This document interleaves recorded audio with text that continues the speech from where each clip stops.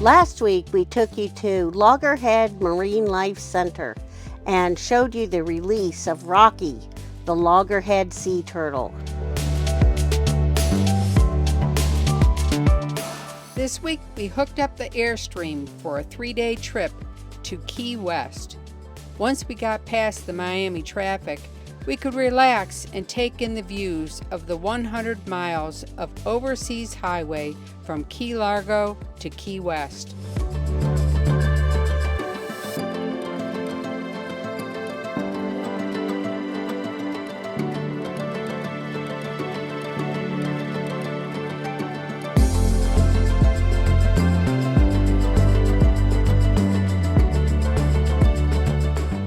We stayed at the KOA on Sugarloaf Key.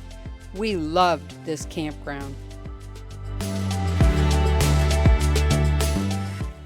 Before heading into Key West, we rode our bikes on the old 7-mile bridge, which reopened to walkers, cyclists, and trams in January of 2022.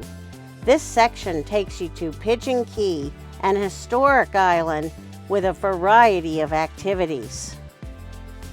Henry Flagler established a camp on Pigeon Key while building the old 7-mile bridge.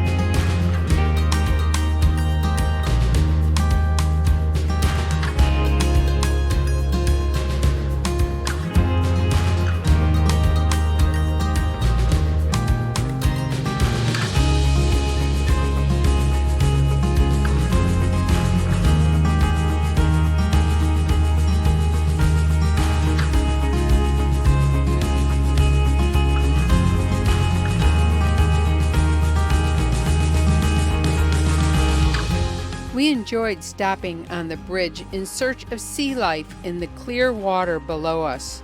We saw sharks, sea turtles, stingrays, and some other fish we couldn't identify.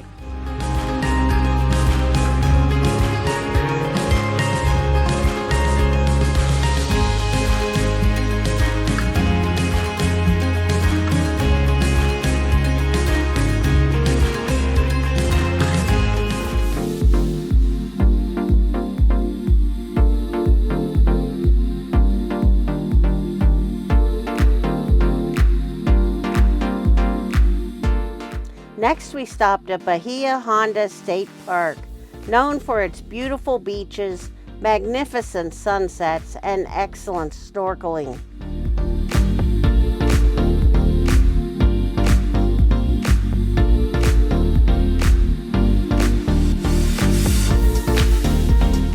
While walking in the park, we saw some people sprinkling water on a manatee in the marina. This was our first sighting of a manatee, and it was a big one. Adult manatees are typically 10 feet long and 1,000 pounds.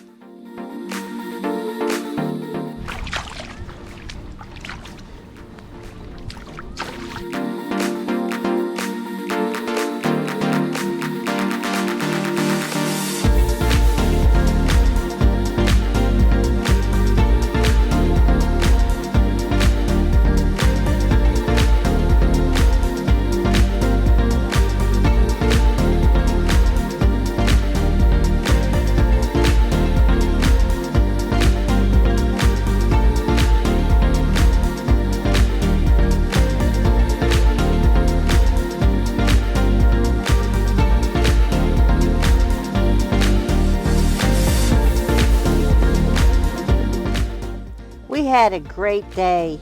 and ended it with a couple of refreshing Aperol spritz at Kiki's Sandbar Bar and Grill. Yummy.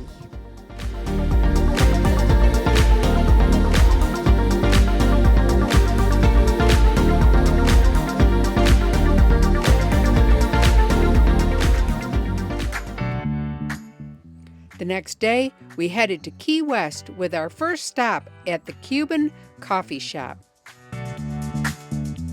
After coffee, a photo op at the southernmost point of the continental USA. Wow, what's with all the chickens running free? These feathered friends are Key West gypsy chickens. On to Duval Street, known as the party epicenter of Key West and one of the most popular destinations on the island. Duval Street is lined with bars, pubs, outdoor cafes, galleries, restaurants, and shops. Some shops even sell funky chicken paraphernalia.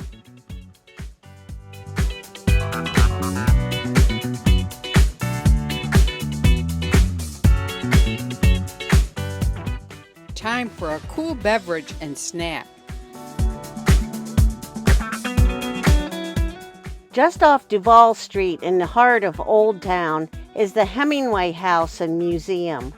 This was the residence of the Nobel Prize-winning novelist Ernest Hemingway in the 1930s. All of the house rooms were open to visitors and contained many Hemingway mementos and furnishings.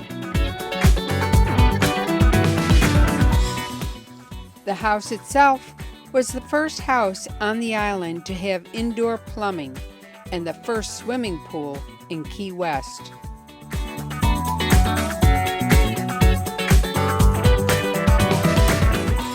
Hemingway's writing studio was on the second floor of the carriage house. We had an early dinner at Bagatelle Island Restaurant so we could see the sunset. We enjoyed their famous lobster mac and cheese. It was delicious.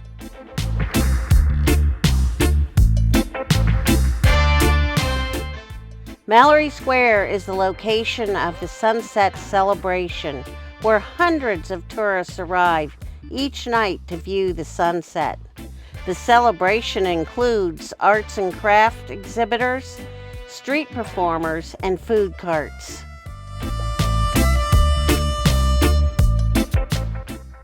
The Key West Harbor docks offer an unobstructed view of the sunset over the water. Sharing the view among hundreds of tourists is a challenge, but we were happy with what we captured.